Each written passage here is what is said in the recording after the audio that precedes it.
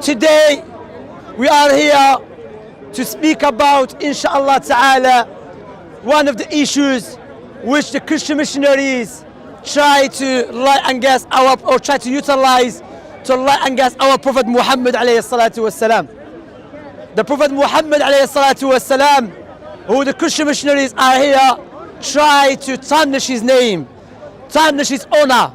And guess who are they, these Christian missionaries? The same Christian missionaries who believe it's okay to burn the people alive because they're not Christians. The likes of, and we're going to have a separate video inshallah, exposing Bob the liar. I spoke to Bob many times. Bob, if the tree in front of him, because you're Muslim, and you say there is a tree, he will debate it. So I don't want to waste time with him. I spoke to him many times, exposed him many times. Likewise, this Christian prince, a liar. I'm going to make a separate video showing from the non-Islamic sources about the Inquisition courts, why the Inquisition court was established. So how on the earth you, as a person who believes it's okay to burn the Muslims and the Jews alive because they're not Christians, you have a gut to speak against our Prophet Muhammad alayhi salatu wasalam? How? It's like me killing, imagine me personally, going around killing children, women, innocent people. Then I see you fighting with someone like you, Aisha. I said, you're evil man, why are you fighting? And I said, whoa. You should be the last person to speak. So the Christian missionaries, they should be the last people to speak against our Prophet Muhammad alayhi salam. Compare his teaching alayhi salam. Do not kill a woman. Do not kill children. Innocent people, where? In the battle. Christians, it's okay to burn people alive. Why for Christianity? As happened in Inquisition court. Make it more specific because I don't want to generalize everyone. Bob and a Christian prince, and what's his name? So-called film, who promote them. So I want to speak about something, Aisha. My brothers and sisters, ladies and gentlemen, how many times, may Allah bless you, you know, barakallah fiqh, may Allah reward you. If it's good, I'm told, you know. So that's how you be told, you have to lead people. Anyway, barakallah fiqh. My point is, Aisha, they say your prophet was a rapist. Your prophet, wal-iyadu billah, was a pedophile. The best people to speak about herself, Aisha. Let us see what Aisha, may Allah please, would have said. Because we know, psychologically speaking, anyone that suffers from pedophilia, what happened to them? They go through what? They go through trauma. They go crazy. They become mentally disturbed. Aisha, she was what? Once she was sitting with the Prophet Muhammad ﷺ. She said there's a line of poems by a person called Abu Hudayl. She said, oh Prophet Muhammad, if he saw you, then his line of poems will not apply to no one except you. Because he say, his line of poem about saying so and so is more beautiful than the moon. He said that line of poem does not fit no one except you, Prophet Muhammad. So imagine someone raping a woman and the woman, she's praising her rapist. Does that happen? That's why the Christian missionaries here, again, I don't want to generalize, they are worse than the donkeys. Not every Christians, some Christian missionaries here are better than the other ones. Some of them are worse than the donkeys. Imagine you rape a woman and she will miss her. Have you ever heard a woman she's been raped, she missed her rapist? Have you heard that in history? Please, if you know, let me know. I don't know, personally I don't know. Do you know? Correct me if I'm wrong. What I know, psychologically, if a woman's been raped by someone, every time you mention that person, she starts feeling uncomfortable. Let us go to Aisha. Prophet Muhammad died, she was 18. She always used to praise him. She said he was the best man for his family. Always speaks good of him, alayhi salatu wasalam. When the messenger of Allah, Allah revealed the verse in the Quran. Allah telling to the wife, if you want a dunya, then go and look for dunya. Or the general verse, the meaning. However, Prophet Muhammad came to Aisha, said, oh Aisha, if you want a dunya, then you are free to leave. What she said? What did she say? I'm asking. She said, no. So I want to stay with you, Prophet Muhammad. Wait. So someone been raped, she chose to stay with the rapist over her parents.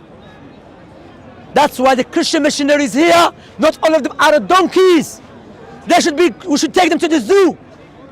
Why? The reason I'm harsh with them, because intentionally they lie against Prophet Muhammad ﷺ. Back in those days, children or women or man or boys or girls, he has to become mature quicker mentally. The proof of that, how many kings and leaders that were young in age? Did you know in history there were some kings at the age of 10? No, now would you vote for a boy that is 10 years old to be president? You don't do that. But in the history happened. Why? Because back in those days they were different in our time. Now yes, it changed. Now children take them a long time to become mature. Wallahi, forget all of that. Forget back in the days. In our countries, go Morocco, go Algeria, Somalia, Pakistan. I saw with my own eyes. You see a child 9 years old. He doesn't go to school because his family is poor. He's poor. Why he does business in the market? Wallahi, if you see him, if you go out, this guy is like a man. Why? Because from childhood he's learning business, how to do, understand? So back home is different than here. Do you understand? So what you have to understand, that we should not think the whole world is Britain. In Britain it's different. That's their law, and as a Muslim we have to follow the law. Because when the Prophet Muhammad got married to Aisha, he never said to every Muslim to get married to someone at the age of 9 or 20 or 15. Aisha herself said when a girl reaches the age of 9, she's a woman. Now we cannot comprehend it. Why? Because we are in a different country, different time. Forget different country. In the same country in Britain, in 200 years ago, it was allowed here. Why? Because they were different. So anyone try to lie against Aisha, that's my way. The new way I'm going to refute this doubt by saying, let Aisha speak for herself. Let Aisha, may Allah please with her, speak for herself. You are claiming she was raped. You are claiming she's been Prophet Muhammad was a pedophile. Let us speak to Aisha. Let Aisha speak on her, speak for herself. She loved him, alayhi salatu salam. Her parents, ikhwa, do you think the parents would allow someone to rape his daughter? And what is the worst thing? Prophet Muhammad alayhi salatu salam, he was not the one looking for Aisha. No, it was a woman. She came to the Messenger of Allah. She said to him, "Oh Messenger of Allah, do you want to get married?" He said, "To whom?" She said, "There's a virgin and there is not virgin." He said, "Which one is a virgin?" She said, "Aisha." And why is the pedophile? Pedophile only interested in what? Little girls. The kids, little girls. Prophet ﷺ got married to Hafsa.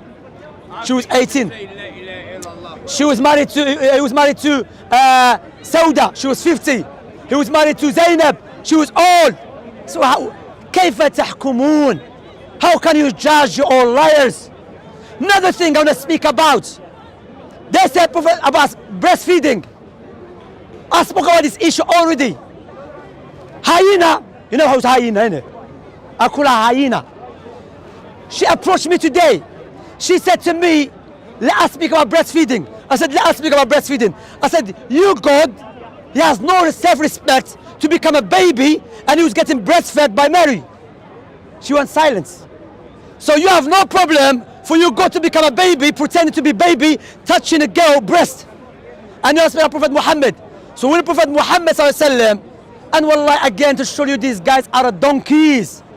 And sorry for being harsh because I'm not harsh with every Christian. Some Christians, you have a nice discussion with them, likewise a Jews or an atheist, but some of them are stubborn liars, are evil. They will have no problem to see Muslims being killed and burnt alive. So I'm harsh with those guys. For example, this story of breastfeeding or quote-unquote breastfeeding to them, this woman, Sahabiya, companion female, she said, "Oh Messenger of Allah, there's a young boy, he comes to my house. I adopted him before.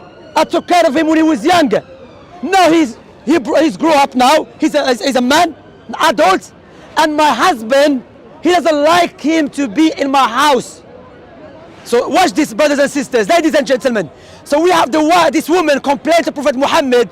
Her husband, when he see this young boy in the house, he gets angry because they're not family. So Prophet Muhammad said, because you have no kids, or you can make him as your kid. How?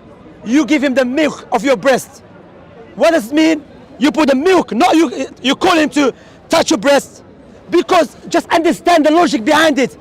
Her husband is already angry because the young man is inside the house with his wife by themselves. How about if he knows Prophet Muhammad said, go and touch your wife, let him touch your the breast. How is it gonna be? So even the context clearly refutes the lies.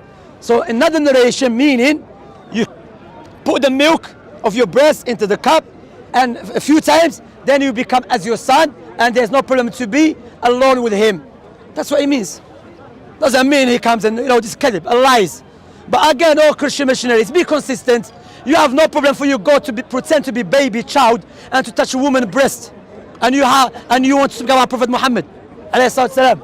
That's why, my brothers and sisters, wallahi, as Ibn Taymiyyah, one of the great scholars of all the times, said, wherever the Muslim Islamic haters try to use against Islam from anyone, from the people deviation, try to use anything from the Islamic sources, except we can use the same thing against them. We can use the same evidence which they believe it is in their favor against them. Allahu Akbar. Why? Do you know why? Let me ask you, brothers and sisters, to see if you are with me. Why we can do that? Why? Why we can use the same evidence against them? Come on. Because the Quran and the prophetic tradition, authentic one, does not contradict one another, and does not contradict the sound intellect and natural inclination. That's why we know they are what? Misquoting it or twisting the proof. So when we bring it to its origin, you go against them. And if you have any question, you can ask, or any correction, you can correct me. As I mentioned, I'm not perfect, I make mistakes as a human being, and we ask Allah subhanahu wa ta'ala to forgive us and to bless you, my brothers and sisters, and to guide us to that which is good. أصلي وأسلم على النبي المصطفى والصفي المجتبى وعلى آله وصحبه وسلم تسليما كثيرا. ما شاء الله، اللهم بارك. Very cute، اللهم بارك. ما شاء الله.